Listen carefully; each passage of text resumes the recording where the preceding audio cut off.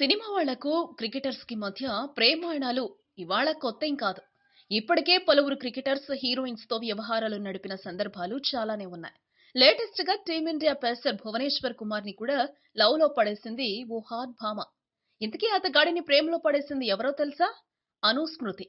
ఆ మధ్య తెలుగులో వచ్చిన వంకాయ ఫ్రై సినిమాతో తెలుగులోకి హీరోయిన్ గా ఎంట్రీ ఇచ్చిన ఈ అమ్మడు భువనేశ్వర్ తో జోరుగా ప్రేమాయణం సాగిస్తోందని, వీరిద్దరూ కలిసి పబ్బులు పార్టీలు అంటూ నానా హంగామా చేస్తున్నారు.